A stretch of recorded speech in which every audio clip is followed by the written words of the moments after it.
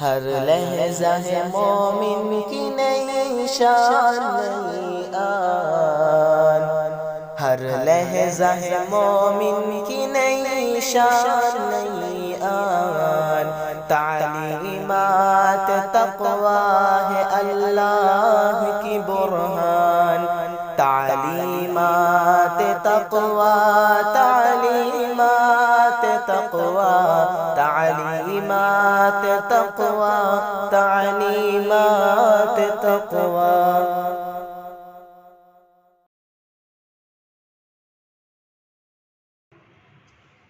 السلام علیکم ورحمۃ اللہ وبرکاتہ۔ اعوذ باللہ السمیع العلیم من الشیطان الرجیم، من حمزہ ونفخہ ونفثہ، بسم اللہ الرحمن الرحیم۔ ان الحمد للہ نحمدہ ونستعینہ ونستغفرہ ونعوذ باللہ من شرور انفسنا ومن سیئات اعمالنا، من يهده الله فلا مضل له ومن يضلل فلا هادي له، واشهد ان لا اله الا الله واشهد ان محمدا عبده ورسوله۔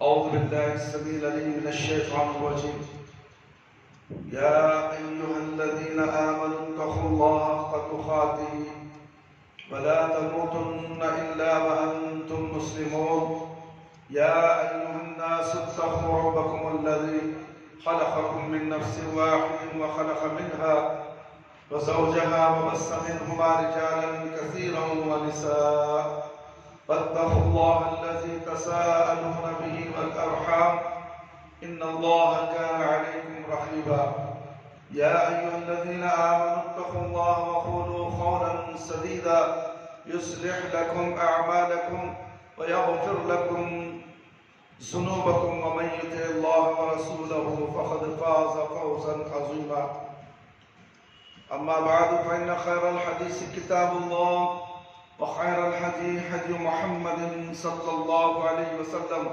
وشر الأمور محدثاتها، وكل محدثة بدعة، وكل بدعة ضلالة، وكل ضلالة في النار۔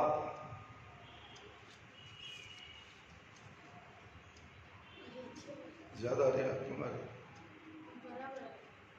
زیادہ نہیں ہے، ویٹ کرنا پڑا، نیچے کا لیڈیز کا آن کرے گا، آنا ہے۔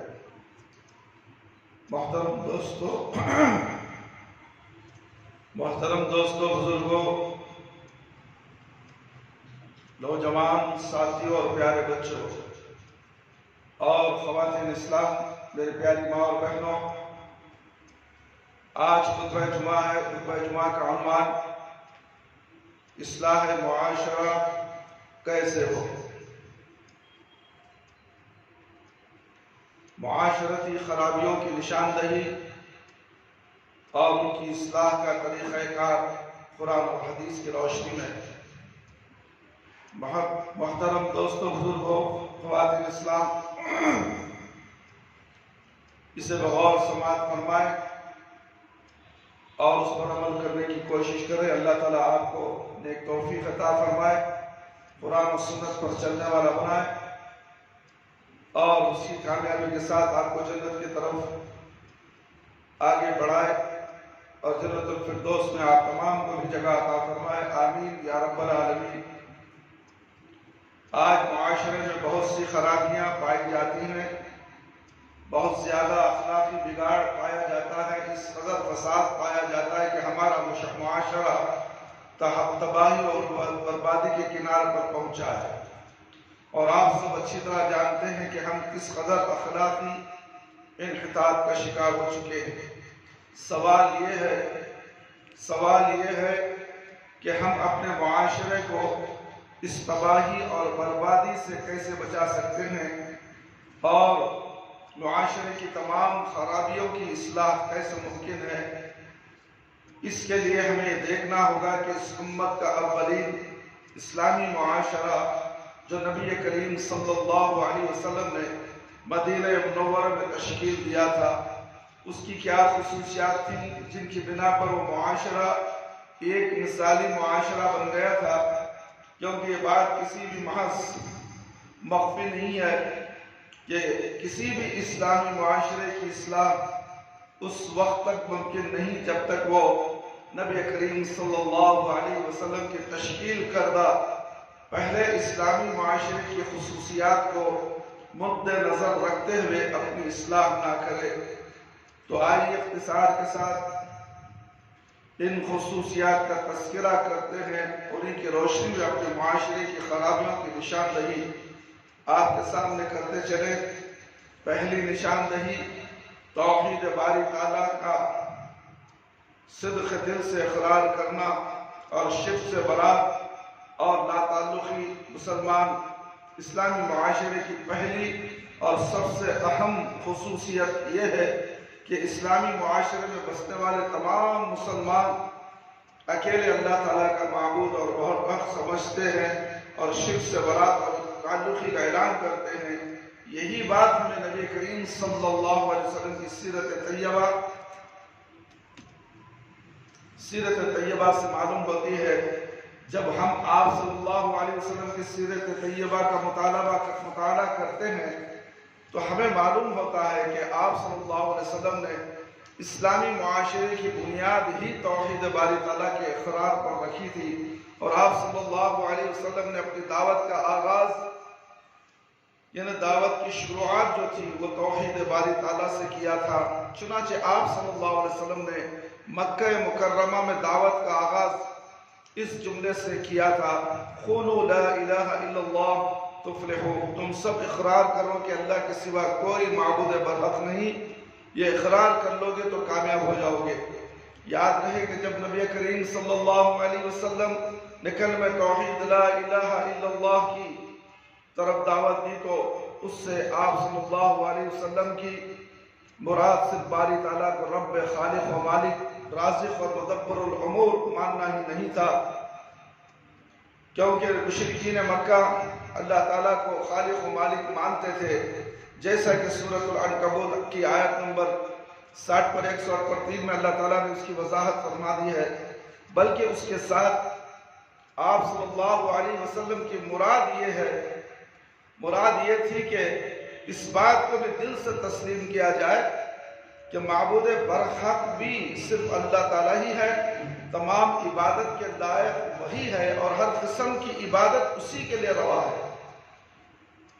نماز، روزہ، حج، زکوٰۃ، قربانی، نذر، نیاز، رکوع، سجود، استعانہ، استغاثہ، امید و رجا، خوف و خشیت، توکل، دعا، عاجزی، انکساری، تذلیل و خشوع، عقیدت و محبت۔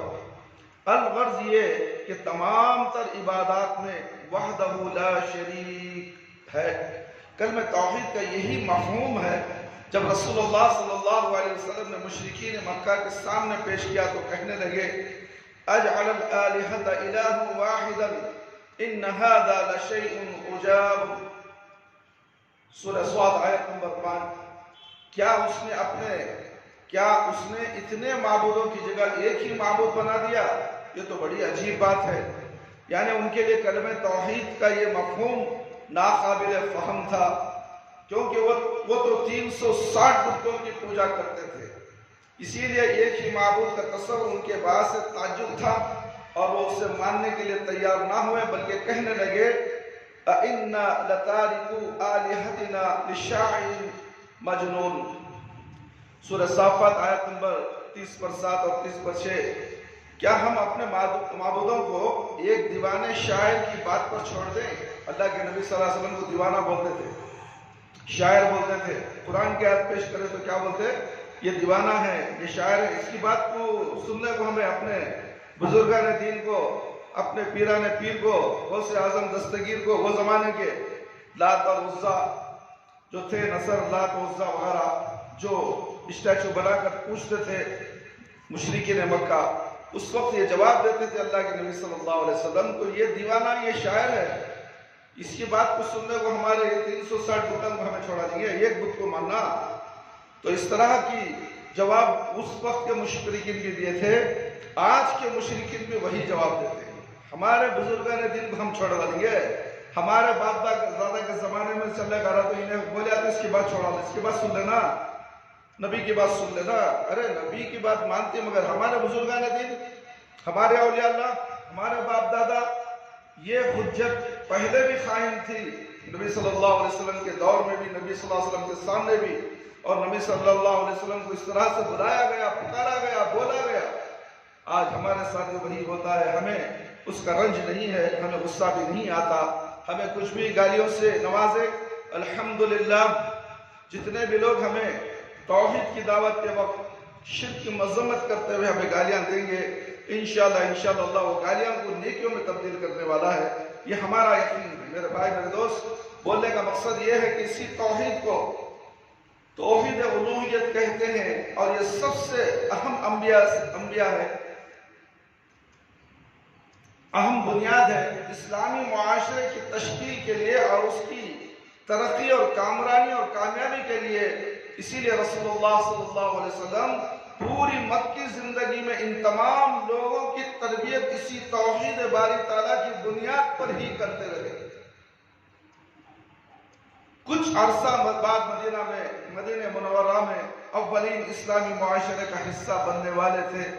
نبی کریم صلی اللہ علیہ وسلم نے ان کے دلوں میں اللہ تعالیٰ کی محبت اور عقیدت کی، آپ یاری کی، چنانچہ وہ اللہ تعالیٰ ہی سے امید وابستہ کرنے لگے۔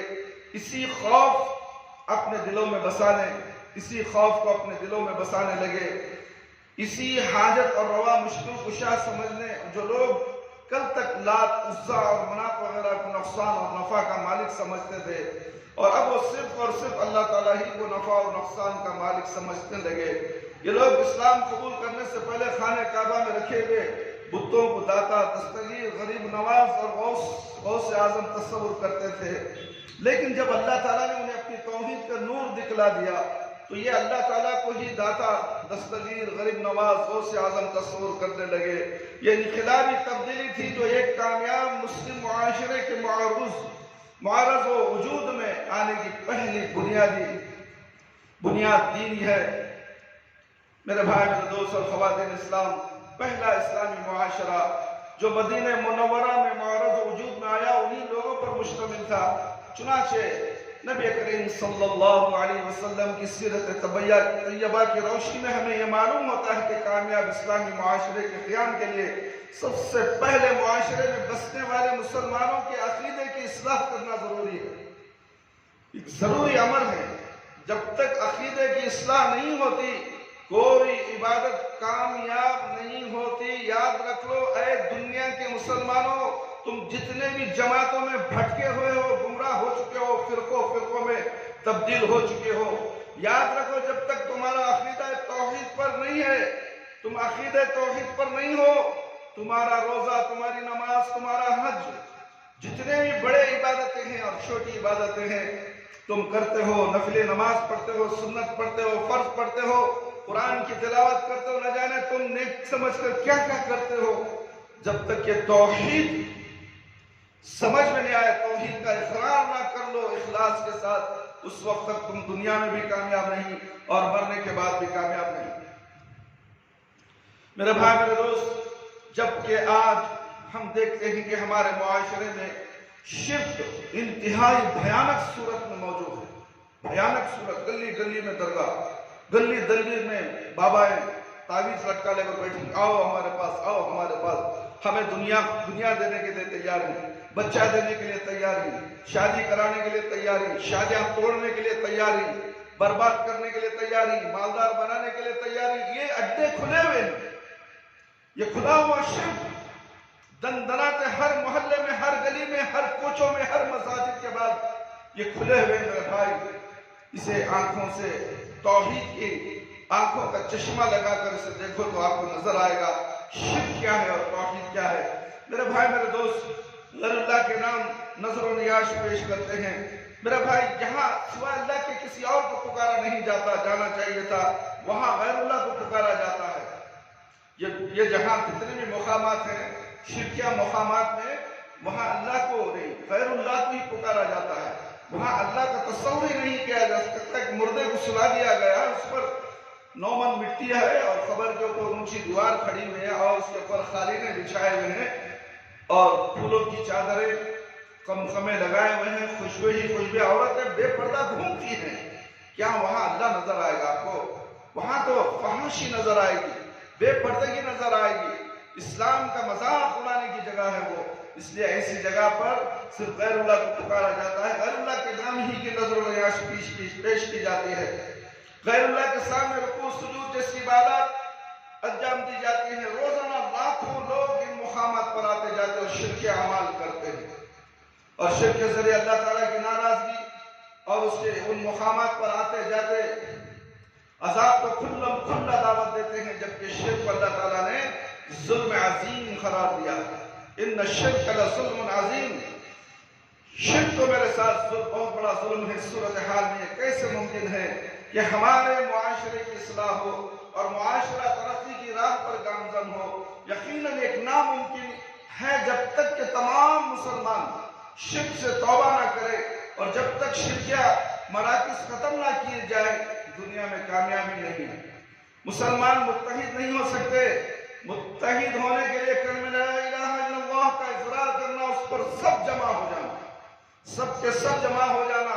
مگر کلمہ تو سب پڑھتے ہیں، مگر عقائد کے اندر، عمل کے اندر الگ الگ ٹولیاں بنا کر زندگیاں گزارتے ہیں اور اللہ سے امید رکھتے ہیں کہ اللہ تعالیٰ ہمارے اوپر جو مسلمانوں پر ظلم ہو رہا ہے یہ ظلم ختم ہو جائے. کیسے ختم ہوگا؟ تم ٹکڑے ٹکڑے میں بٹ چکے ہو، تمہاری دعائیں قبول نہیں ہو رہی اس لیے کہ تم ایک نہیں ہو. ایک جٹ ہو کر لا الہ الا اللہ، سارے کے سارے مساجد ایک نہیں ہے، ہر الگ الگ مسلک کا ایک مسجد بنا لیا ہے، ہر طرح سے الگ الگ نمازیں، الگ الگ عبادتیں، الگ الگ قانون مسجدوں میں چل رہا ہے. یہ فلانے کی مسجد ہم نماز یہاں نہیں پڑھتے، یہ فلانے کی مسجد ہم نماز یہاں نہیں پڑھتے. یہ تم نے مسجدوں کو بانٹ کیا جس کی وجہ سے آج مسجدوں سے اذانیں بند ہو رہی ہیں. اب بار اٹھا کر دیکھو تو صحیح، تمہیں کیا معلوم؟ تم گھروں میں رہتے ہو، کاروبار میں رہتے ہو، مساجد کے اوپر حملہ شروع ہو چکا ہے، اذانیں بند کر دیا گیا ہے، پھر نماز کو لوگ کیسے آئیں گے؟ بلال رضی اللہ عنہ کی سنت کو کیسے ہم قائم رکھیں گے؟ یاد رکھو اے مسلمانوں، جڑ جاؤ، مسجدوں کو آباد کرو. تمہارے نمازوں نہ پڑھنے کی وجہ سے آج اذان کو بھی بند کرا دیا جا رہا ہے. یہ ہمارے کرتوتوں کی وجہ سے، ہماری نافرمانیوں کی وجہ سے، ہماری گمراہیت کی وجہ سے، ہمارے فرقوں میں بٹنے کی وجہ سے یہ تمام معاملات ہمارے پر ٹوٹ کر پڑ رہے ہیں. اور ہم ہیں کہ آپس میں اتحاد کہاں ہے؟ اتفاق اور اتحاد.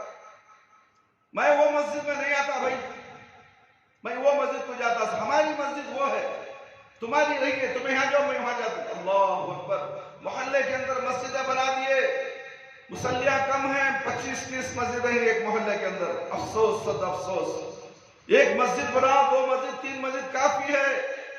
ہر گلی میں ہر ایک انسان چاہتا ہے کہ میں ایک مسجد بنا کر میں اس کا صدر اور سیکرٹری بن جاؤں. نماز نہ پڑھوں، نماز سے مجھے کیا لینا دینا ہے؟ میں مسجد کا صدر ہوں.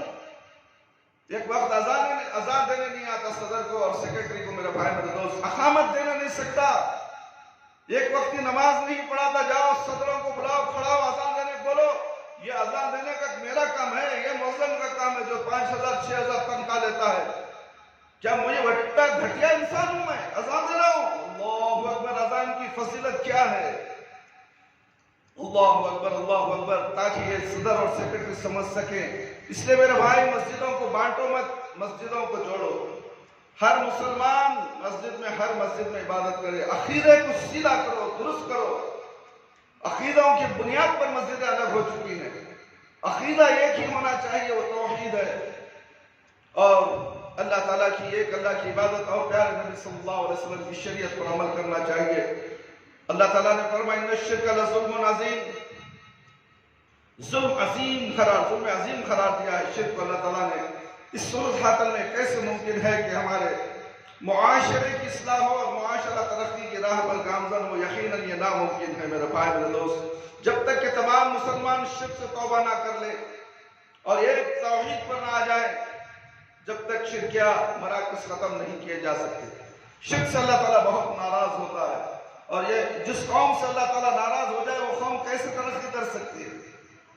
جو جماعت سے اللہ ناراض ہو جائے، بلکہ دنیا کی ترقیاں انہیں مل رہی ہیں مگر اللہ ناراض ہے ان سے، اور تم ایک نہیں ہو سکتے، بلکہ ایک ہونے کے لیے توحید شرط ہے، اور تم شرک پہ شرک کرتے جا رہے ہو، اللہ کی ناراضگی کو مول لے رہے ہو، اور اللہ نے ڈھیل دی ہے تمہیں۔ دنیا میں تو ڈھیل ہی ہے، جب انسان مرتا ہے تو آنکھ بند ہوتے ہی اسے معلوم ہو جاتا ہے کہ میں نے شرک کر کے کتنا بڑا نقصان کر لیا ہے۔ یہ نقصان عظیم ہے، کبیرہ گناہوں میں ہے، اور اس کی جگہ بری جگہ، سب سے بری جگہ جہنم ہے میرے بھائی میرے دوست۔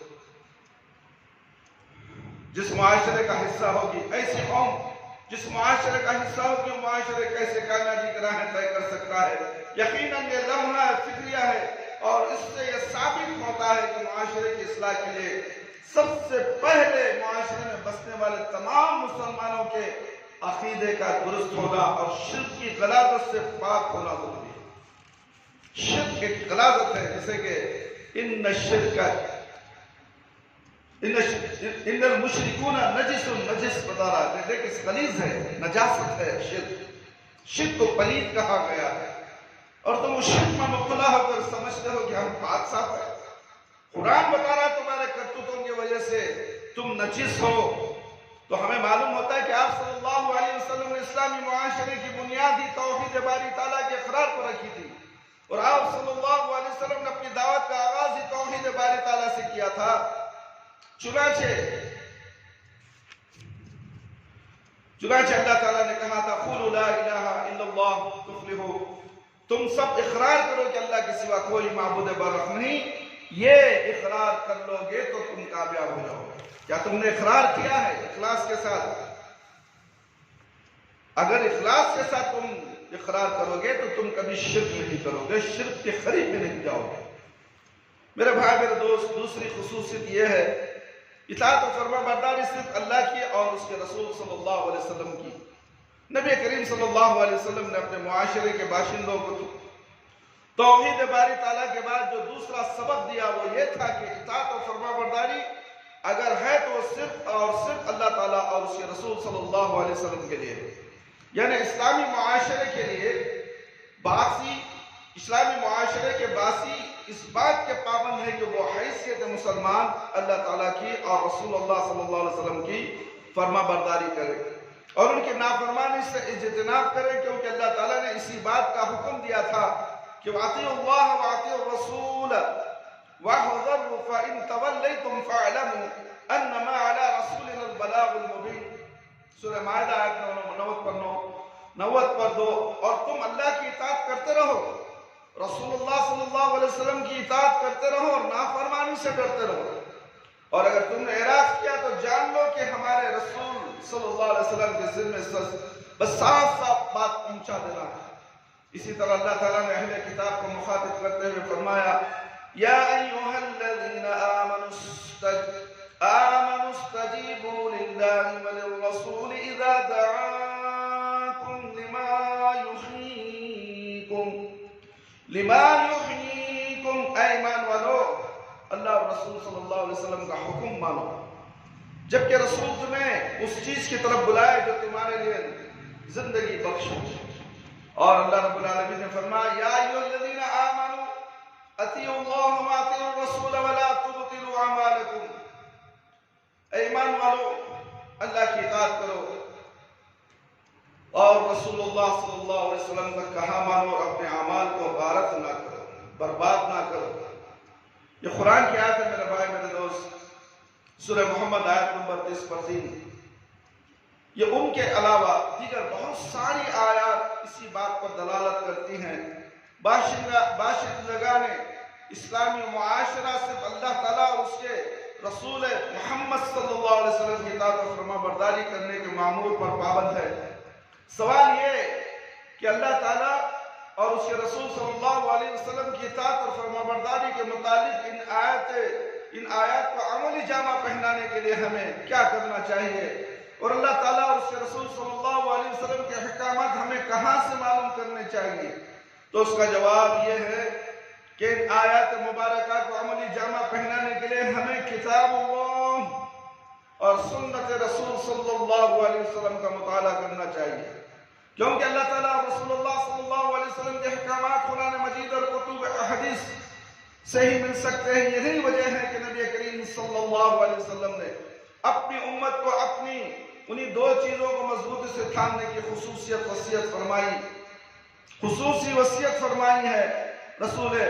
یہی وجہ ہے کہ نبی کریم صلی اللہ علیہ وسلم نے خصوصی طور پر دو چیزوں کو مضبوطی سے تھامنے کی وصیت فرمائی، وَسُنَّتِ وَلَن يَتَفَرَّقَ حَتَّى يَرِدَ عَلَيَّ الْحَوْضَ، رواہ الحاکم۔ میں تم میں دو چیزیں چھوڑے جا رہا ہوں، تم جب تک انہیں مضبوطی سے تھامے رکھو گے کبھی گمراہ نہیں ہوگے۔ ایک ہے کتاب اللہ قرآن مجید اور دوسری میری سنت۔ یہ دونوں کبھی جدا نہیں ہوں گے یہاں تک کہ حوض کوثر پر میرے پاس آئیں گے۔ اور اولین معاشرے کے باسیوں کا یہی منہج اور طرز عمل تھا کہ وہ کتاب اللہ اور سنت رسول کو سامنے رکھتے ہوئے اللہ تعالیٰ اور اس کے رسول صلی اللہ علیہ وسلم کی اطاعت و فرما برداری کرتے تھے، اور انہی لوگوں اور ان کے نقش قدم پر چلنے والوں کو آپ صلی اللہ علیہ وسلم نے فرقہ ناجیہ قرار دیا ہے، یعنی نجات پانے والی جماعت قرار دیا ہے۔ اب سوچو اللہ کے نبی صلی اللہ علیہ وسلم کون سے فرقوں کو نجات پانے والی قرار دیا؟ تو ہم فیصلہ کر سکتے ہیں کیا ہم اس نجات پانے والی جماعت کے ساتھ ہم ہیں یا نہیں؟ یہود، اللہ کے رسول صلی اللہ علیہ وسلم نے فرمایا یہود 70 پر 1 فرقوں میں، نصارہ 70 پر 2 فرقوں میں تقسیم ہوئے، اور میری امت کے لوگ 70 پر 3 فرقوں میں تقسیم ہوں گے، ان میں سے ایک کے سوا باقی سب جہنم میں جائیں گے۔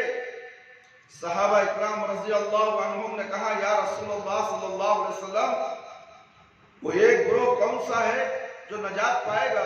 آپ صلی اللہ علیہ وسلم نے فرمایا ما انا علیہ واصحابی، جس پر میں اور میرے صحابہ رضوان اللہ علیہ اجمعین ہے۔ ایک روایت میں ارشاد فرمایا وہی الجماعت، نجات پانے والا گروہ وہی جماعت ہے۔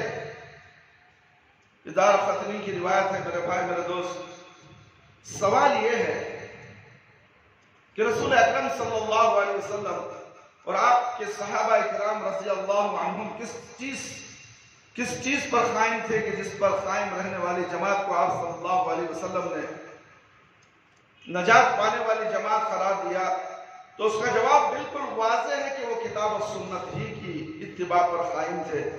ان کے ہاں ان دو چیزوں کے علاوہ تیسری چیز نہ تھی جس کی وہ اتباع کرتے، لہذا آج بھی کوئی معاشرہ اس وقت تک ترقی نہیں کر سکتا، اس وقت تک ایک نہیں ہو سکتا، اور نہ ہی اس کی اصلاح ہو سکتی ہے جب تک کہ اس میں بسنے والے تمام لوگ پورے اخلاص کے ساتھ کتاب و سنت کو اپنا دستور حیات نہ بنا لے۔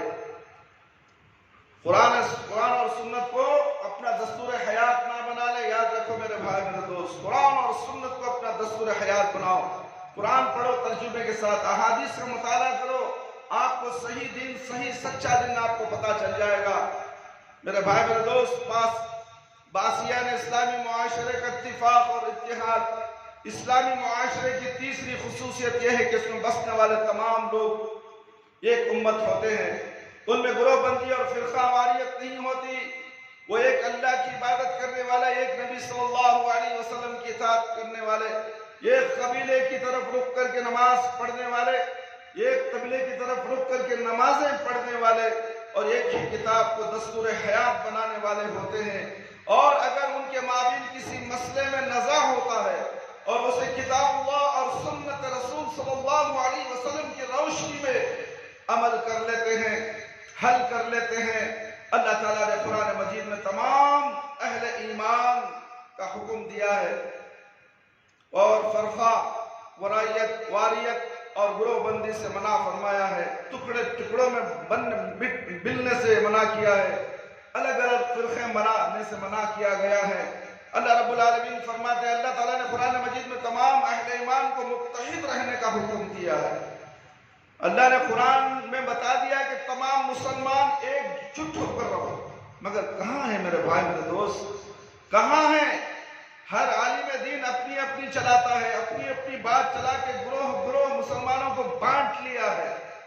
فلاں مسجد کے وہ امام صاحب کے پیچھے اتنے مسلمان, فلاں مسجد کے امام کے پاس اتنے مسجد کے مسلمان, یہ گلی کے مسلمان وہ مسجد کے امام کی بات سننے والے, یہ گلی کے مسلمان اس امام کی بات سننے والے. گروہ گروہ میں مسلمان گلیوں میں بٹ چکے ہیں. بازو کے گھر والا الگ مسجد کو جاتا ہے, ادھر کے بازو کا گھر والا دوسری مسجد کو جاتا ہے. اتفاق کہاں ہے؟ بلکہ اب گھر کے اطراف جو پہلی مسجد ہے, جو گھر کے قریب جو مسجد ہوتی ہے, اسی مسجد میں نماز پڑھنے کا حکم دیا گیا ہے. اور تیسری چوتھی گلی کو جاتا ہے یہ بیوقوف انسان مسلمان. پھر کیسے اتحاد قائم ہوگا؟ مسجد کیسے آباد ہوگی؟ آپ مسجدوں کے گھروں کے پاس آزو بازو دکان کھول کر بیٹھے ہوئے ہیں, اور آپ یہ مسجد میں آواز ہوتی تو نہیں ہم یہ مسجد کو نہیں جاتے, ہماری مسجد وہاں ہے. یہ ہماری تمہاری مسجد تم نے بانٹ لی ہے, تمہارے ملاؤں نے, مفتیوں نے, مولویوں نے بانٹ دیے.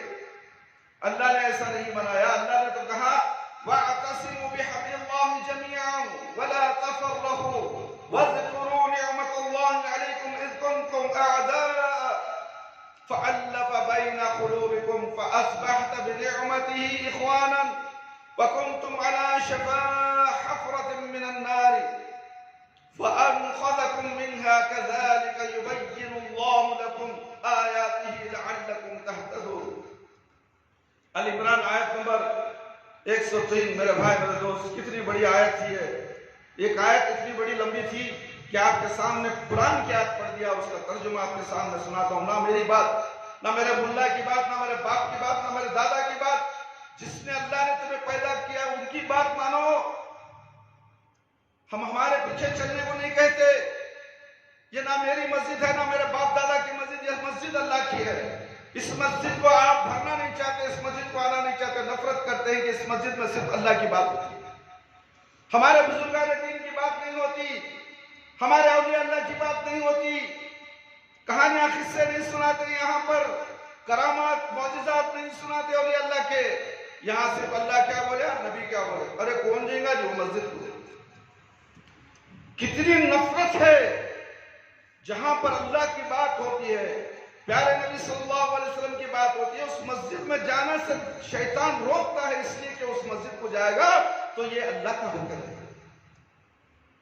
شیطان کی ایک بہت بڑی شرارت ہے میرے بھائی میرے دوست, یہ اللہ کی باتیں سننے نہیں دیتا, رسول اللہ صلی اللہ علیہ وسلم کی شریعت کو نافذ ہونے نہیں دیتا. اور جہاں پر من گھڑت کہانیاں قصے سنائے جاتے ہیں جو اللہ کے پاس قابل قبول نہیں ہے, ان باتوں کو سن کر اس پر عمل کرنے, اس پر ایمان لانے کے لیے اکساتا ہے. میرے بھائی میرے دوست کیا بتاؤں میرے بھائی, اس کا ترجمہ سن لیجئے. تم سب مل کر اللہ کی رسی کو مضبوطی سے تھام لو. وَاعْتَصِمُوا بِحَبْلِ اللَّهِ جَمِيعًا, اس کے معنی کیا ہے؟ تم سب مل کر اللہ کی رسی کو مضبوطی سے تھام لو اور فرقوں میں مت بٹو. الگ الگ ٹولی میں بٹو گے تو ایک ٹولی کو مارتے رہیں گے تو دوسری ٹولی والا ہاتھ بند کر دیکھ کر مارا کھاتے چھوڑ رہے. آج اسی لیے مسلمان پیٹے جا رہے ہیں, مارا کھا رہے ہیں. مسلمان عورتیں, مسلمان کی لڑکیاں غیروں کے ساتھ بھاگ رہی. کیوں؟ ہم ٹکڑے ٹکڑے میں بچ گئے.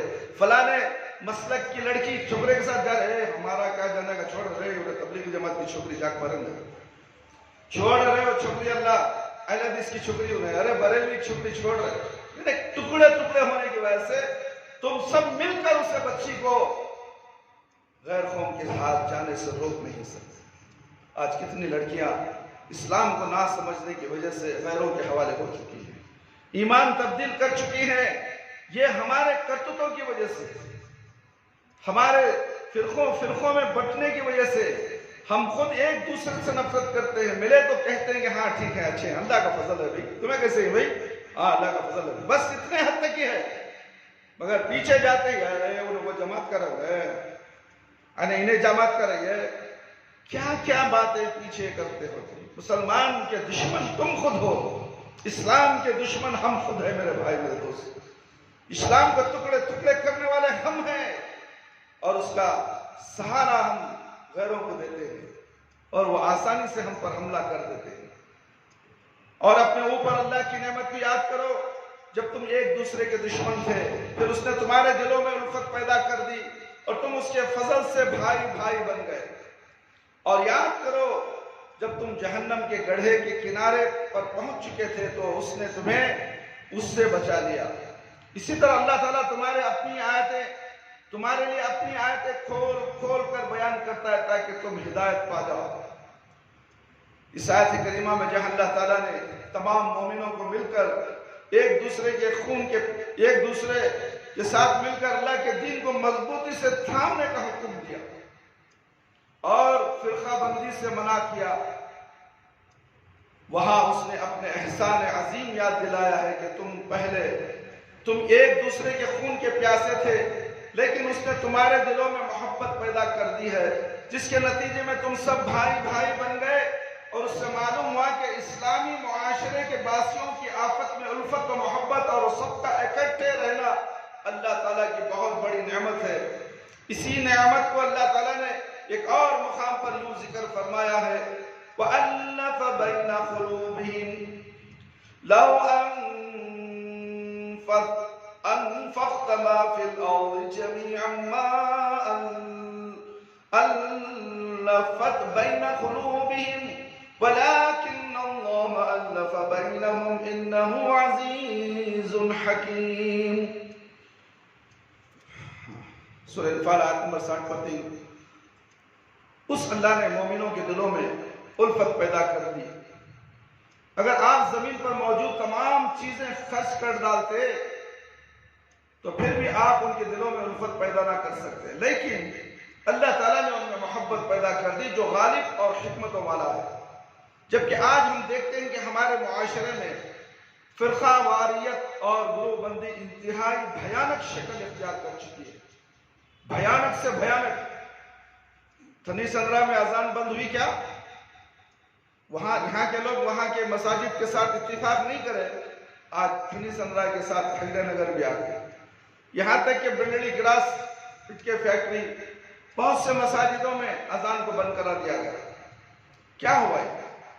ہم فرقوں میں ٹولیوں میں بڑھ گئے، اور یہ فرقہ واریت اور گروہ بندی انتہائی بھیانک شکل اختیار کر چکی ہے، اور صورتحال یہ کہ اللہ کے گھروں پر بھی مخصوص گروہوں کے لیبل لگا دیے گئے، چنانچہ ہر فرقے کے لوگ انہی مساجد میں نماز پڑھتے ہیں۔ ابھی میں نے ذکر کیا تھا تھوڑی دیر بعد، وہی بات پھر دہرائی جا رہی ہے کہ ہر فرقے کے لوگ انہی مساجد میں نماز مساجد میں پڑھتے ہیں جن پر ان کے فرقے کا نام نمایاں لگا ہوا ہے، یہ تبلیغی مسجد، یہ فلانی مسجد، یہ فلانی مسجد، ہم اس کے گروہ ہیں، ہم اس کے اندر بٹے ہوئے ہیں، ہم اس کے اندر گروہ کے اندر جمع ہوئے ہیں، اسی مسجد میں ہم کو نماز پڑھنا، چاہے وہ سارے پڑھنے میں کیوں نہ ہو، یہاں سے چل کر سارے پڑھنے کو جائے گا، بلکہ گھر کے بغل کے بازو مسجد ہے، مسجد میں نماز نہیں پڑھے گا، اس لیے کہ ہمارے گروہ کی مسجد نہیں ہے۔ اللہ اکبر۔ اور تم مسلمان ہو اور اللہ کی آیتوں کا تم انکار کرتے ہو، تم تمام مسلمان ایک ہو جاؤ، متحد ہو جاؤ، اللہ رب العالمین قرآن کے ذریعہ تمہیں اعلان کراتے ہیں، اور تم الگ الگ بٹے ہوئے۔ اور اگر کسی دوسری جماعت کا کوئی شخص بھول کر ان مسجد میں چلا بھی جائے تو اسے ناپاک گردانتے ہیں، مسجد کو باقاعدہ دھو کر۔ اگر دوسری مسجد کا کوئی شخص بھول کر اس مسجد میں بھی چلا جائے تو اسے ناپاک گردانتے ہیں، یہ گندا ہے۔ مسجد کو باقاعدہ دھو کر پاک کیا جاتا ہے۔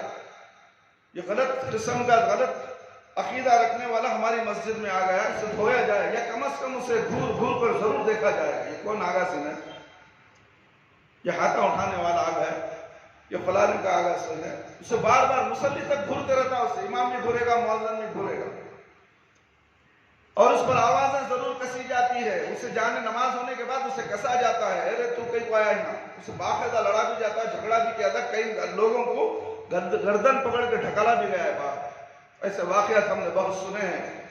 اللہ رب العالمین فرماتے ہیں، یاد رکھو میرے بھائی میرے دوست، ہر گروہ کل حزب بما لدیہم فرحون کا عملی نقشہ پیش کر رہا ہے، جو جس عقیدے اور نظریے پر لگا ہوا ہے وہ اسی کو حق تصور کرتا ہے، اور دوسرے تمام لوگوں کو باطل پر سمجھ سمجھتا ہے اسی صورت میں ہمارا اسلامی معاشرہ قطعاً ترقی نہیں کر سکتا اور نہ اس کی اصلاح ہو سکتی ہے جب تک معاشرے کے تمام باشندے ایک جماعت نہ بن جائے۔ کان کھول کر سن لو اے مسلمانوں کی جماعت جو ٹولیوں ٹولیوں میں بٹ چکے ہو، پھر تن تنا کر پھرتے ہو، سینہ تان کر چلتے ہو، اللہ کی زمین پر اللہ کے احکامات کو توڑنے والے تم ہو، گروہ بندی میں لوگوں کو گمراہ کرنے والے تم ہو، پھر کہتے ہو کہ ہم اللہ کی جماعت ہے۔ اللہ اکبر! کہاں ہے اللہ کی جماعت؟ اللہ کی جماعت پر عمل کرنے والے ہوتے تو قولوا لا الہ الا اللہ اس کی دعوت دیتے اور ہر ایک کو لا الہ الا اللہ کے کلمے پر جمع کرتے۔ کہاں ہے؟ زبان سے کہہ دینا لا الہ الا اللہ کافی نہیں ہے میرا بھائی، عمل سے بتانا چاہیے، اخلاص سے بتانا چاہیے، دل سے، اخلاص کے ساتھ دل سے لا الہ الا اللہ پڑھو، اللہ تعالیٰ تمہیں صحیح راہ دکھائے۔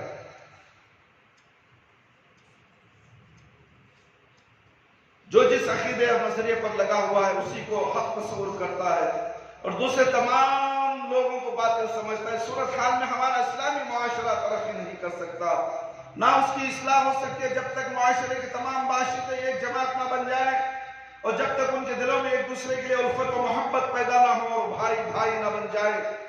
اللہ رب العالمین کا فرمان ہے وَإِنَّ هَذِهِ أُمَّتَكُمْ أُمَّةً وَاحِدَةً وَأَنَا رَبُّكُمْ فَاتَّقُونِ۔ سورۃ المومنین مومنون آیت نمبر 50 تمہاری یہ امت در حقیقت ایک ہی امت ہے اور میں تمہارا رب ہوں، لہذا تم مجھ سے ڈرتے رہو۔ دیکھیے اللہ رب العالمین کیا ہے، تمام مسلمانوں کو یہ امت بتا رہا ہے اور تم ٹکڑے ٹکڑے ٹکڑے ٹکڑے ٹکڑے ٹکڑے ٹکڑے ٹکڑے خیمہ بنا دیا تم نے دین کو، امت کو گمراہیت میں لگا دیا تم نے۔ یہ قرآن کی آیت بتاتی ہے اور تم کہاں ہو، تم کرتے کیا ہو؟ تمہاری مسجدیں، تمہاری صفیں، ہر چیز الگ الگ، ایک دوسرے کو نفرت کی نگاہ سے دیکھنے والے۔ ہمارے مسجد کا ہے تو اس سے محبت، دوسری مسجد کا ہے تو اس سے نفرت۔ تم نے نفرتیں بانٹ کر پیارے بھولے بھالے مسلمانوں کو گمراہیت کے راستے میں چھوڑ دیا ہے۔ اور یہ بڑے جتنے بھی ہیں، امیرہ، مفتیاں، مولویاں، خطیبہ، یہ سب ان کے کام آئیں گے اور سب سے پہلے یہ جہنم میں جانے والے ہی قیامت کے دن، یاد رکھو، کیونکہ انہوں نے امت کو بانٹ کر رکھ دیا، اپنی مذاہب کو چلانے کے لیے لوگوں کو اپنی طرف کھینچ لیا، اپنے مدرسوں کو چلانے کے لیے عقیدے الگ الگ بنا کر مدرسے کو قائم کر دیے، ہر مدرسے کے اندر الگ الگ تعلیم، نام کیا ہے؟ اللہ کا حکم، اللہ کے نبی کا حکم۔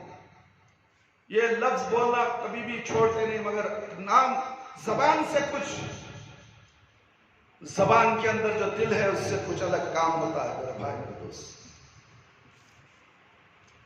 یہ تمہاری امت یقیناً ایک ہی امت ہے، میں تمہارا رب ہوں، لہذا تم میری ہی عبادت کرو۔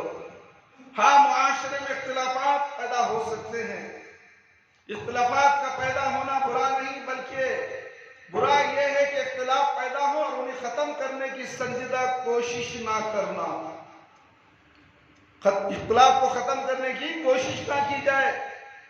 اختلاف تو صحابہ اکرام رضی اللہ عنہم کے مابین بھی پیدا ہو جاتا تھا، لیکن وہ اسے قرآن اور حدیث کی روشنی میں حل کر لیتے تھے۔ کیا تم آج پورے جتنے بھی ہندوستان ہو یا ساری دنیا کے مکتب فکر کے لوگ ہیں، ان سے میں پوچھنا چاہتا ہوں، کیا تم صحابہ اکرام کے طرز عمل پر جب اختلاف ہوتا ہے تو قرآن اور حدیث کی روشنی میں حل کو تلاش کرتے ہو؟ اپنے سینے پہ ہاتھ رکھ کر بولو، ورنہ تو خبر میں تمہیں پکڑے جاؤ گے۔ اے بڑے بڑے مدرسوں کے محتمین، اے بڑے بڑے مسجدوں کے ذمہ داروں، اے بڑے بڑے ترے لگائے ہوئے ناموں کے ساتھ مدرسے سے فارغ ہو کر خطبہ جمعہ دینے والوں، یہ بتاؤ ہمیں، کیا تم پیارے نبی صلی اللہ علیہ وسلم کی شریعت کے مطابق دین کو پھیلاتے ہو؟ اور کوئی مسئلہ درپیش آ جائے تو قرآن اور حدیث کی روشنی میں حل کرتے ہو یا ادھر ادھر جھانکتے ہو؟ ہمارے علماء نے یہ کہا، ہمارے بزرگوں نے یہ کہا،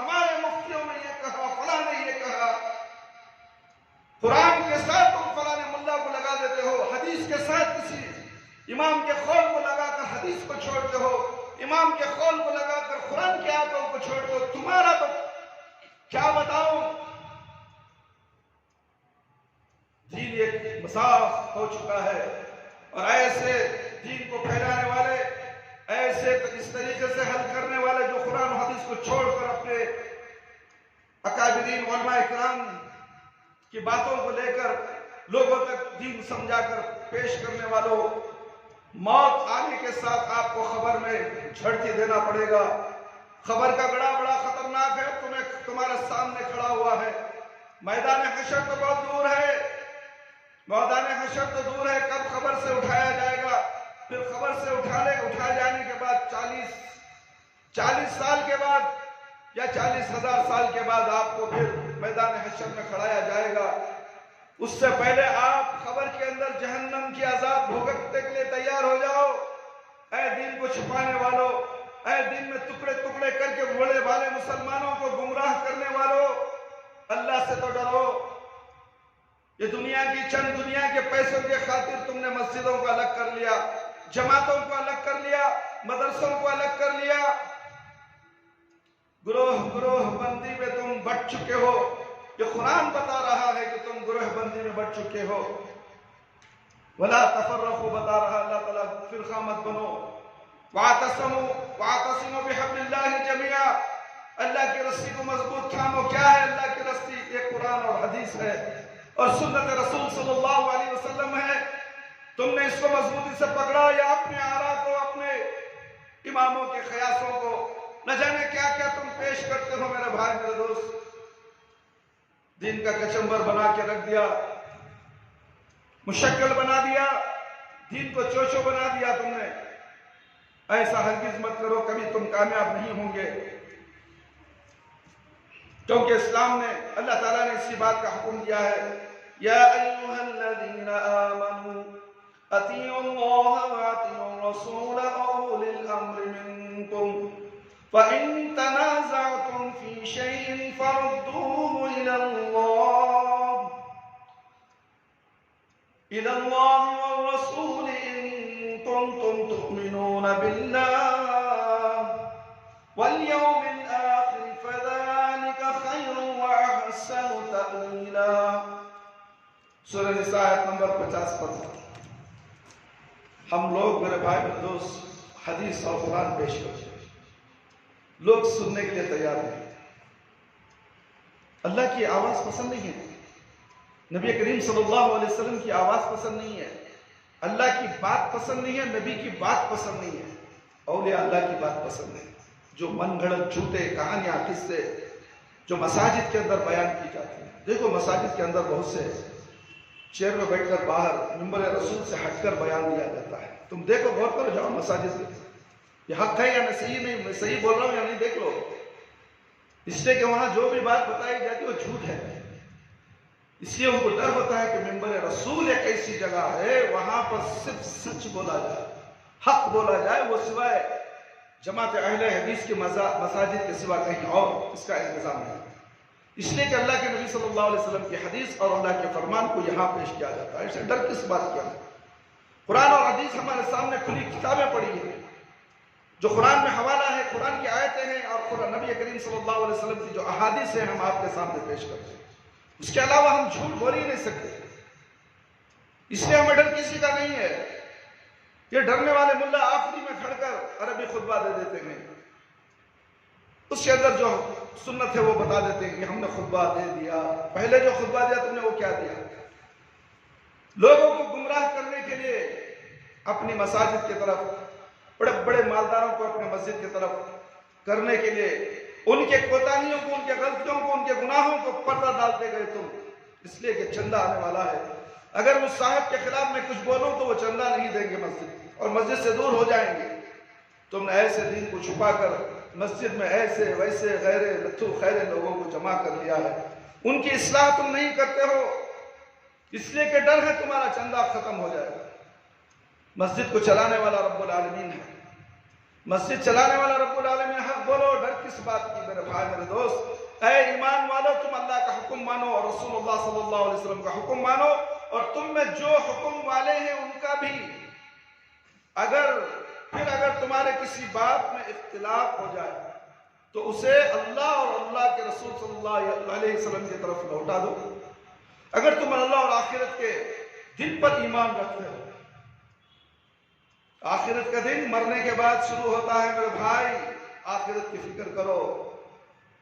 وہ خبر عالم برزخ ہے، اس کے بعد آخرت، اس کے بعد جب جی کر اٹھایا جائے گا خبروں سے، اس کی طرف آخرت کی منزل کی طرف دوڑنا ہے۔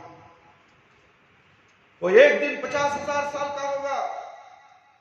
نفسی کے عالم میں تم کیسے کھڑے رہو گے اللہ کے سامنے، جبکہ تم دنیا میں اللہ کی عبادت کو پسند نہیں کرے، اللہ کے احکام کو پسند نہیں کرے، اللہ کے حکم کو نہیں مانتے، پیارے نبی صلی اللہ علیہ وسلم کی شریعت پر عمل نہیں کرتے، صاف انکار کر کے کہتے ہو کہ ہمارے امام صاحب ایسا بولے، ہماری مسجد کے اندر ایسا نہیں ہوتا ہے، یہ قرآن کی آیت ہمارے مسجد میں نہیں چلتی کیونکہ اس میں ہمارے امام کے قول کے مطابق ٹکرا رہی ہے، تو ہم حدیث کو، قرآن کی آیت کو چھوڑ دیں گے، امام کے قول کو مضبوطی سے تھام دیں گے۔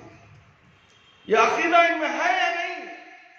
جا کر جھانک کر دیکھو، ان کے گریبانوں کو چیر کر دیکھو، ان کی چھاتیوں کو چیر کر دیکھو، تمہیں پتا چل جائے گا کہ بولتے کچھ ہیں کرتے کچھ اور ہیں، بولتے کچھ ہیں کرتے کچھ اور ہیں، مگر کرنے کا حکم اللہ نے کیا دیا؟ لا الہ الا اللہ۔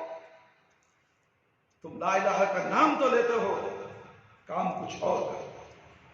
میرے بھائی، میرے دوست، پیاری ماں اور بہنوں، اختلافی مسئلے کو مسئلے کو اللہ اور رسول کی طرف لوٹانے کا معنی یہ ہے کہ اس کا فیصلہ کتاب اللہ اور سنت رسول صلی اللہ علیہ وسلم کی روشنی میں کر لیا گیا۔ پورا قرآن ہمارے لیے ہدایت ہے، پورا قرآن ہمارے لیے رہنمائی ہے۔ پیچھے پیندل بچے تجھے بار ہر جمعہ بولنا نہیں، میرے جمعہ کے خطبے میں خلل ڈالتا سب کچھ دال کو چھوڑ 2-3 کیا نہ مانگے، وہ ایک دال وہ سب تال ہوں گے۔ اعوذ باللہ من الشیطان الرجیم۔ اختلافی مسئلے کو اللہ اور اس کے رسول کی طرف لوٹانے کا معنی یہ ہے کہ اس کا فیصلہ کتاب اللہ اور سنت رسول صلی اللہ علیہ وسلم کی روشنی میں کر لیا جائے۔ جو بھی مسئلہ ہو، زندگی کا ہو، کاروبار کا ہو، لین دین کا ہو، شادی بیاہ کا ہو، شادی کے بعد اختلافات کا مسئلہ ہو، موت کا مسئلہ ہو، موت کے بعد کا مسئلہ ہو، یہ تمام مسائل کو اللہ اور اللہ کے رسول صلی اللہ علیہ وسلم کی سنت پر عمل کرو۔ قرآن سے دیکھو اور حدیث سے دیکھو، ہر طرح کا مسئلہ تمہیں سمجھ میں آ جائے گا۔ ملا مولوی کی کتابوں کے پیچھے بھاگنے کی ضرورت نہیں۔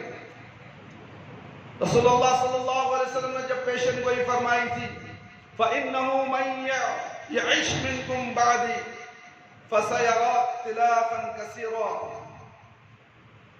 تم میں سے جو شخص میرے بعد زندہ رہے گا، اس کے بعد اللہ کے نبی صلی اللہ علیہ وسلم کے انتقال کے بعد کون بول رہے ہیں؟ یہ اللہ کے نبی صلی اللہ علیہ وسلم بول رہے ہیں۔ سنن ابو داؤد کی روایت ہے، تم میں سے جو شخص میرے بعد زندہ رہے گا وہ عنقریب بہت زیادہ اختلافات دیکھے گا۔ دیکھ رہی نہیں دیکھ رہی ہم اختلافات؟ یہ مسجد میری، وہ مسجد تیری، میں وہ مسجد کو آتا نہیں، یہ اختلاف ہے۔ کیوں نہیں جاتا وہ مسجد کو؟ کیوں نہیں جاتا یہ مسجد کو؟ اور تمام مسجدیں مل کر اللہ کے احکامات بتانے والی مسجد سنت رسول صلی اللہ علیہ وسلم کی مسجد کے مخالف ہے۔ پورے مسجدیں، جس مسجد میں اللہ کی بات ہوتی ہے، جس مسجد میں نبی کی بات ہوتی ہے، اس مسجد کے مخالفین ہیں یہ سب، اور یہ سب ایک ہیں۔ جو اللہ اور اللہ کے رسول کی بات ہوتی ہے وہ الگ ہے۔ اس مسجد سے دشمنی، اللہ اکبر۔ یہاں یہی بات اللہ کے نبی صلی اللہ علیہ وسلم بتا رہے ہیں کہ میرے مرنے کے بعد، میرے انتقال فرمانے کے بعد تم عنقریب بہت زیادہ اختلاف دیکھو گے، تابڑ توڑ فتنے آنے لگیں گے۔ آج تم دیکھ رہے ہو دنیا کے اندر کتنے فتنے نکل چکے ہیں۔ سب سے پہلا فتنہ تو کرونا کا آیا، اس کے بعد کا فتنہ تھا مسجدوں کو بند کرو، کرونا پھیل رہا ہے، وہ بھی ایک فتنہ تھا۔ اور کرونا گیا، پھر مسجدیں کھلی، لوگ آنا بند کر دی مسجدوں، اس لیے کہ مسجد کو گئے تو کرونا آ جاتا ہے۔ اللہ اکبر۔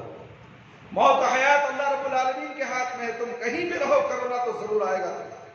اگر تمہارے نام سے کرونا نکل گیا ہے، لوح قلم، لوح محفوظ میں جو تمہاری تقدیر لکھی ہے، اس تقدیر سے لفظ کرونا تمہارے نام سے نکلا ہے تو تم بڑے بڑے ایئر کنڈیشن کے ہسپتالوں میں، آئی سی یو میں، وینٹیلیٹر میں جا کر سو جاؤ، بڑے بڑے ماہرین ڈاکٹر سے بھی علاج کر لو، مگر موت تمہیں کرونا کے ذریعے سے آ کر لے۔ یہ عقیدہ پیدا کرو، یہ مضبوط عقیدہ پیدا کرو، اور مسجدوں کو تم نے کرونا کے بہانے ویران کر دیا اور مسجدوں کو آنا بند کر دیا اور عذاب پھیل رہا ہے۔ اس کے بعد مسجدوں کو جانے سے روکا گیا، مسجدوں میں اذان ہونے سے روکا جا رہا ہے، اور تم اذان ہوتی ہے تو مسجد نہیں آتے، مسجد کے باہر کھڑے رہتے۔ مسلمان اذان ہوئی حی علی الصلاۃ، آؤ مسجد، آؤ نماز کی طرف، کیا یہ نہیں سنتا ہے؟ یہ مسلمان ہے جو مسجد کے نیچے کھڑا ہوتا ہے، حی علی الصلاۃ کی آواز سنتا ہے، مسجد کا دروازہ کھلا ہے، اندر داخل نہیں ہوتا، اس کا شیطان اس اندر جانے آنے دیتا ہے۔ حی علی الفلاح، اور کامیابی کی طرف، کامیابی مسجد میں ہے، بازار میں نہیں ہے، روڈ میں نہیں ہے، گھروں میں نہیں ہے، کامیابی تو مسجد میں اللہ رب العالمین فرما رہے ہیں حی علی الفلاح، اور کامیابی کی طرف آؤ، نماز پڑھو، اللہ سے دعا کرو، دولت لے کر جاؤ، صحت لے کر جاؤ، جہنم سے پناہ مانگو، جنت لے کر جاؤ، دینے کے لیے تیار ہوں۔ اللہ پکارتا ہے، مگر اللہ کی پکار پر تم لبیک کہنا نہیں چاہتے، پھر بھی کہتے ہو کہ ہم مسلمان ہیں۔ بھاڑ میں گئے ایسے مسلمان جو اللہ کی عبادت نہیں کرنا چاہتے، ایسے مسلمانوں کو اللہ کی ضرورت ہی نہیں ہے، بے ضرر انسان، بے ضرورت والے انسان ہیں، یہ دنیا میں کیڑے مکوڑوں کی طرح زندگی گزارتے ہیں۔ تو آپ صلی اللہ علیہ وسلم اختلافات کثیر کے واقع ہونے پر جس چیز کو مضبوطی سے تھامنے، اس کی روشنی میں اختلافات کو حل کرنے کا حکم دیا، وہ یہ ہے فَعَلَيْكُمْ بِسُنَّتِي وَسُنَّتِ الْخُلَفَاءِ الْمَهْدِيِّينَ الرَّاشِدِينَ تَمَسَّكُوا بِهَا وَعَضُّوا عَلَيْهَا بِالنَّوَاجِذِ وَإِيَّاكُمْ مُحْدَثَاتِ الْأُمُورِ فَإِنَّ كُلَّ مُحْدَثَةٍ بِدْعَةٍ وَكُلَّ بِدْعَةٍ ضَلَالَةٍ۔ تم میری سنت کو، سنت سے نفرت کرنے والے لوگ بہت کثرت سے زیادہ۔ اللہ کے نبی فرما رہے ہیں کہ تم میری سنت کو لازم پکڑو اور اسی ہدایت یافتہ اور راہ راست پر گامزن خلفائے راشدین کے طریقے پر ضرور عمل کرنا، اس کو مضبوطی سے تھام لینا، اسے قطعاً نہ چھوڑنا، اور تم دین میں نئے نئے کام ایجاد کرنے سے بچنا، کیونکہ ہر نیا کام بدعت ہے اور ہر بدعت گمراہی ہے۔ دین کو صحیح جاننے والوں، دین کو صحیح پہچاننے والوں، تم جب دین کو صحیح کیا ہے جاننے کی قدرت رکھتے ہو تو تمہیں بدعت کیا چیز ہے معلوم ہوگی، ورنہ بدعت کیا ہے تمہیں معلوم نہیں ہوگا۔ یہ بدعت کو ایجاد کرنے والے مسلمان مولوی ملا تمہیں بتائیں گے نہیں یہ بدعت ہے، یہ فلانا ہے، یہ شرک نہیں بتائیں گے، تم کو اس کا علم حاصل کرنا پڑے گا۔ علم کیسے حاصل کریں گے؟ قرآن اور حدیث کا علم۔ اللہ نے کیا کہا، اللہ کے نبی صلی اللہ علیہ وسلم نے کیا کہا، قرآن موجود ہے، ترجمے موجود ہیں، احادیث موجود ہیں، احادیث کا ترجمہ موجود ہے۔ آج موبائل کے اندر تم ڈالو صحیح الدین کیا ہے، ڈالو بخاری اور مسلم کی روایت آ جائیں گے، قرآن کی آیتیں آ جائیں گے۔ آج موبائل کے اندر تمہارے ہاتھ میں روشنی آ چکی ہے، ہدایت مل چکی ہے تمہارے ہاتھوں میں موبائل کے ذریعے سے۔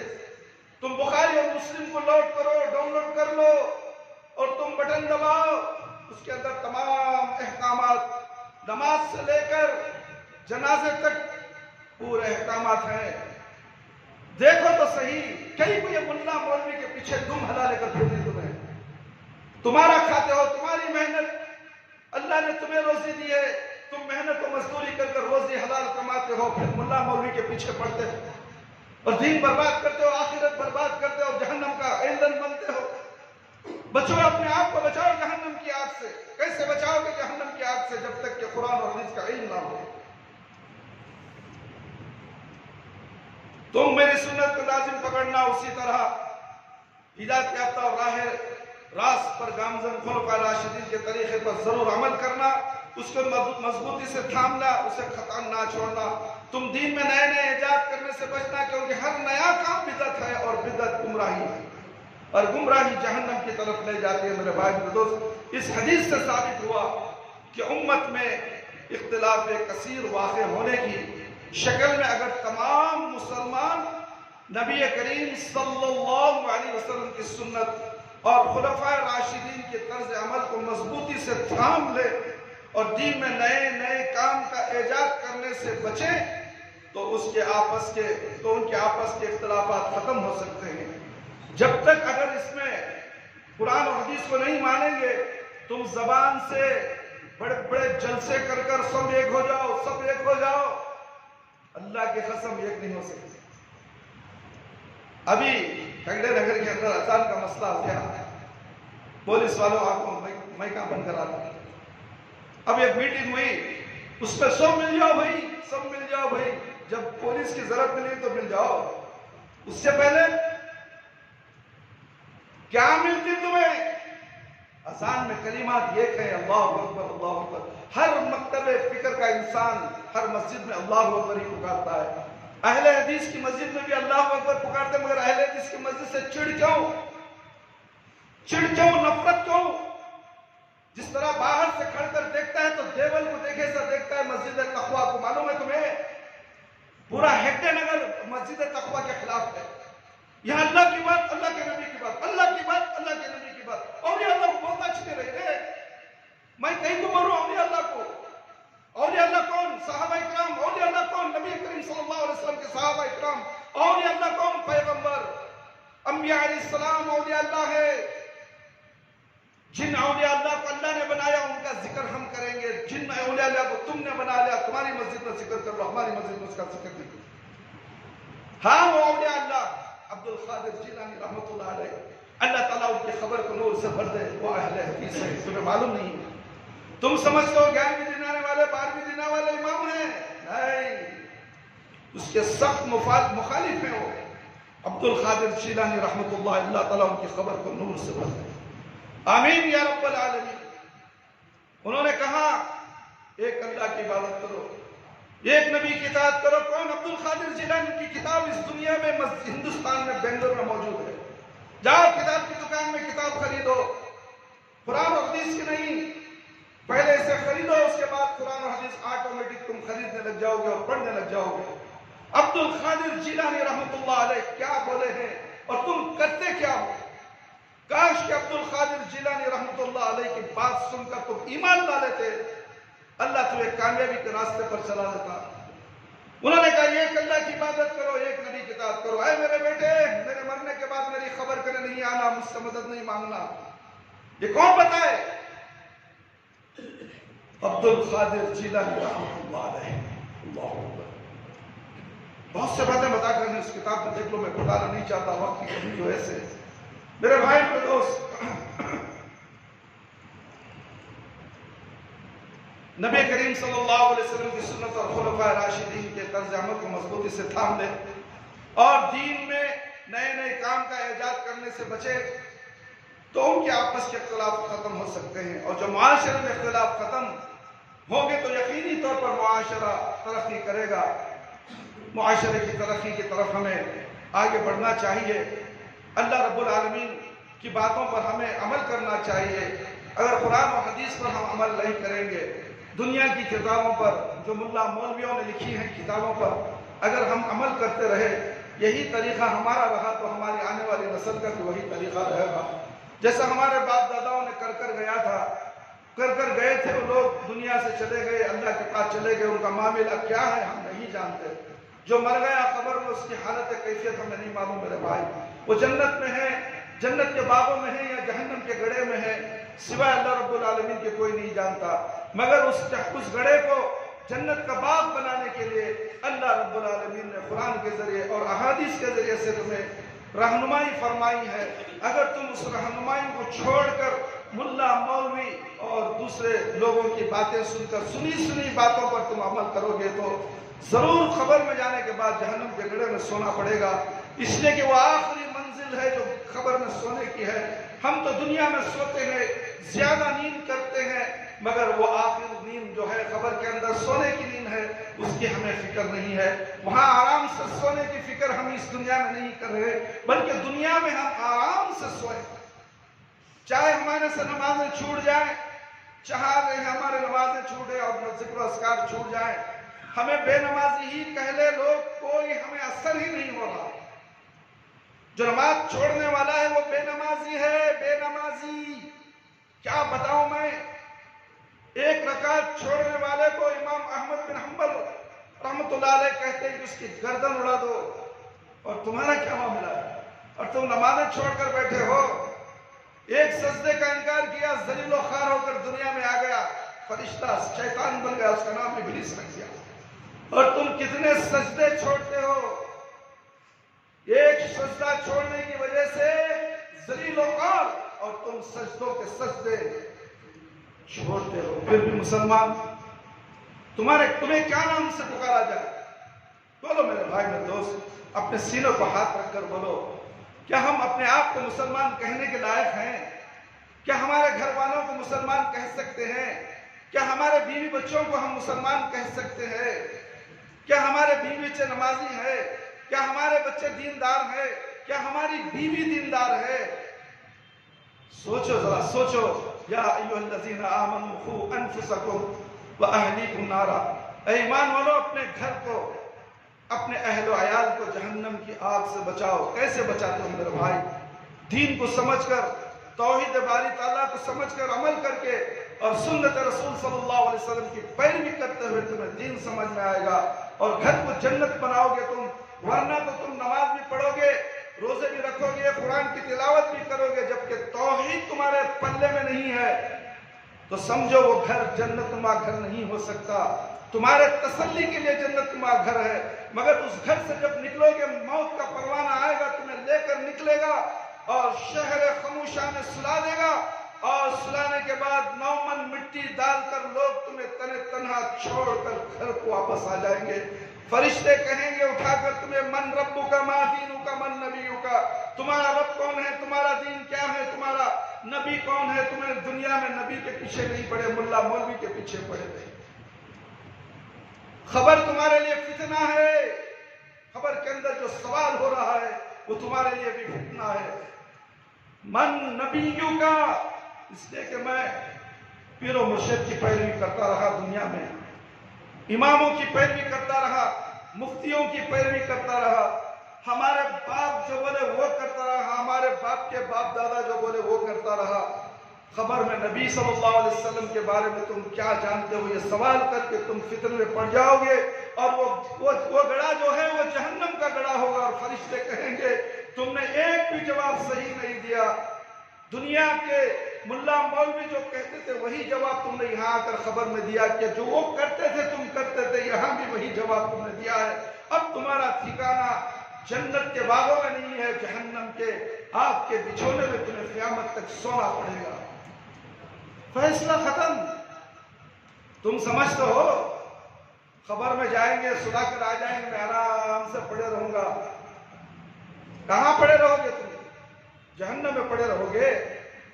जहन्नम में क्या आराम करने की जगह है? जहन्नम तो बहुत बुरा ठिकाना है, वो खबर भी जहन्नम है। इसलिए कि नेक लोग इल्लीन में रहते हैं, जो मर जाते हैं नेक लोग, जो एक अल्लाह की इबादत, एक नबी सल्लल्लाहु अलैहि वसल्लम की इताअत और फरमाबरदारी कर कर तौहीद के हालत में जिनकी मौत होती है वो लोग इल्लीन में होते हैं, और जो उसके खिलाफ अमल कर कर जाते हैं उनका ठिकाना सिज्जीन में है।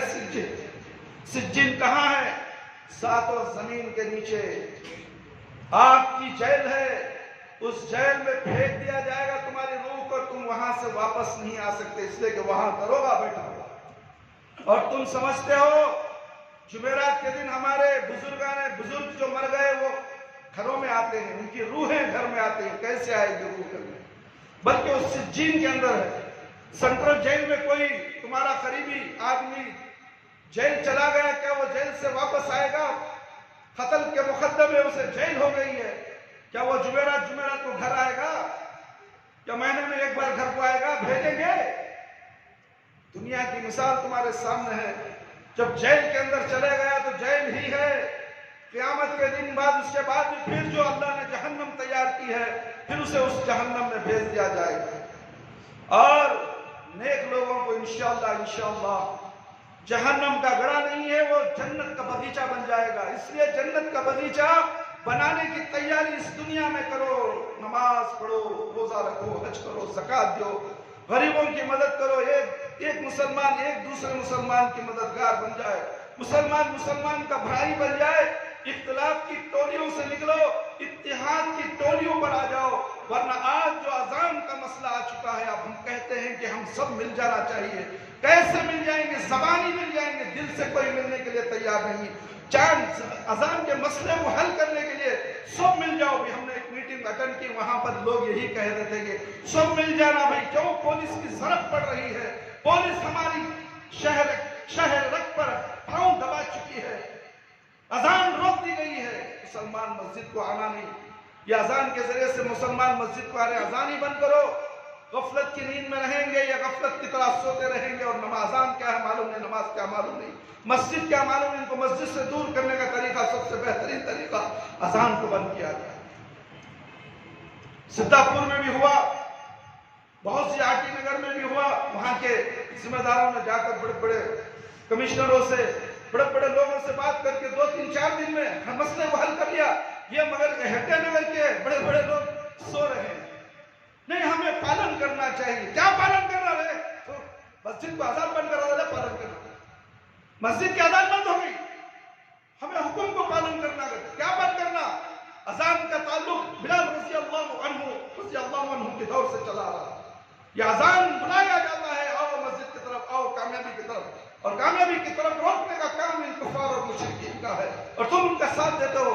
ٹھوس قدم کیوں نہیں اٹھاتے؟ تم بڑے عہدیدار ہو، تم بڑے بڑے مساجد کے ذمہ دار ہو، تم چھوٹی مسجد والے کیا کریں گے؟ تمہاری ہاں میں ہاں ملا کر خاموش آ جائیں گے۔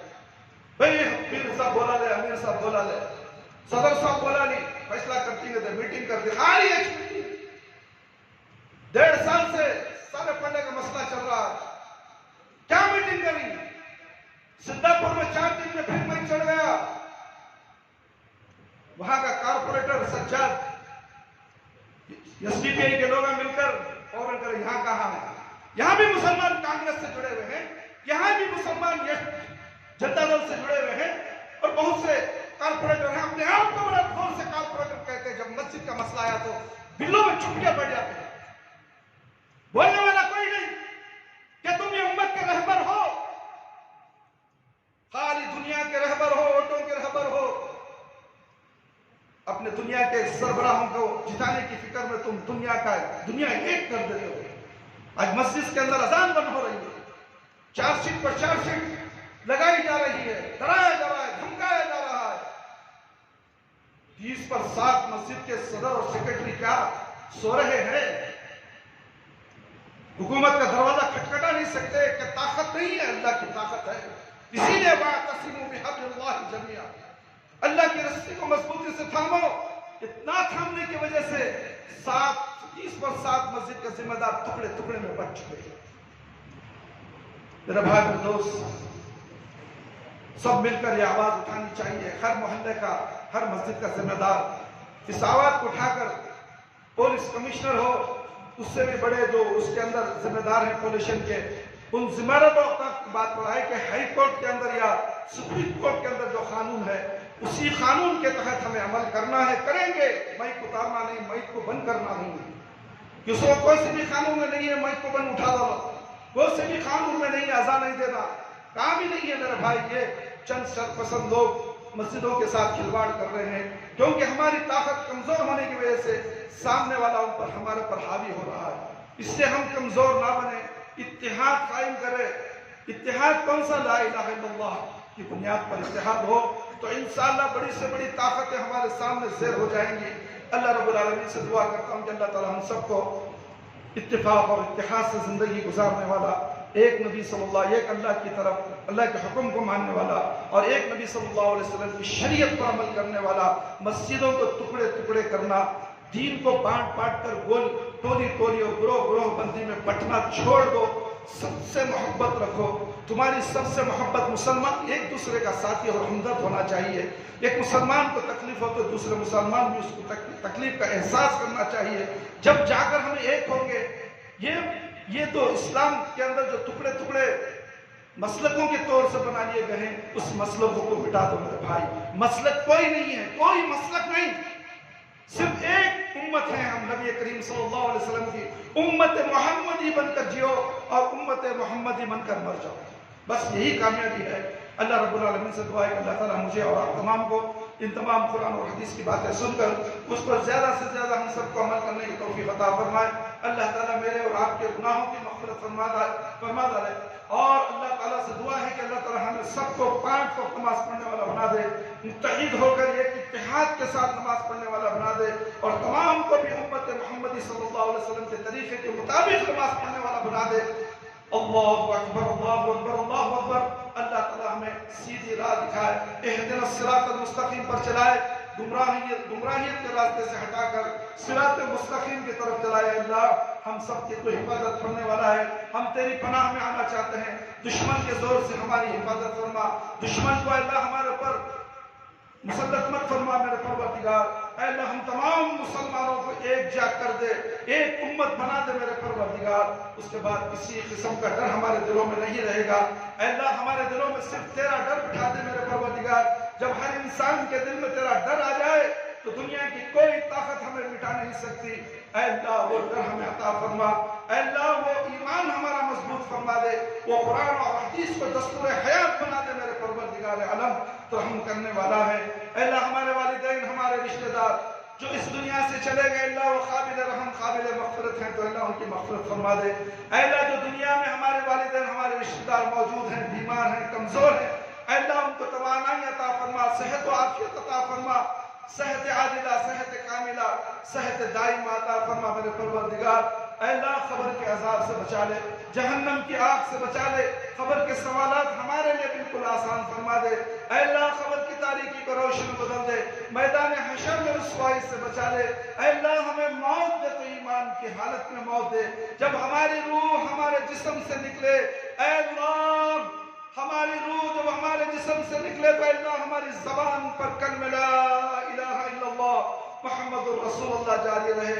ربنا آتنا فی الدنیا حسنة وفی الآخرة حسنة وقنا عذاب النار۔ ربنا ظلمنا انفسنا وإن لم تغفر لنا وترحمنا لنكونن من الخاسرين۔